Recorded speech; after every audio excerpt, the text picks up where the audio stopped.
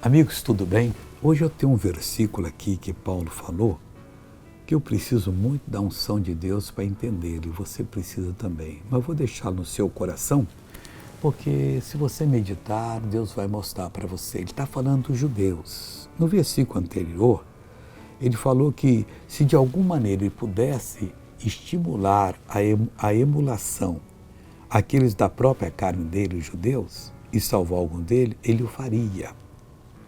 Aí no 15 ele fala assim, porque se a sua rejeição é a reconciliação do mundo. Eles rejeitaram a Deus e nós fomos reconciliados. Somos de Deus agora. Aí diz assim, qual será a sua admissão, se não há vida dentre os mortos? O mundo está morto em pecado, em delito, mas eles vão ser admitidos porque a vida vai operar dentre os mortos, vai operar na vida deles. Mas eu não sei, mas você ora a Deus, Deus vai esclarecer. Quero orar por você. Veja essa pessoa que foi abençoada, já vou orar agora. Eu tinha uma dor nas costas, mas a dor foi embora agora. Há quanto tempo senti essa dor?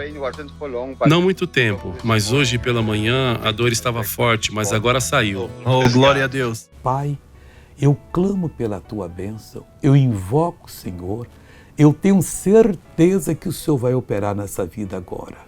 Então, como ministro da palavra de Deus, eu repreendo toda a forma de opressão que está em você, eu mando que saia, desapareça, não volte mais, em nome de Jesus.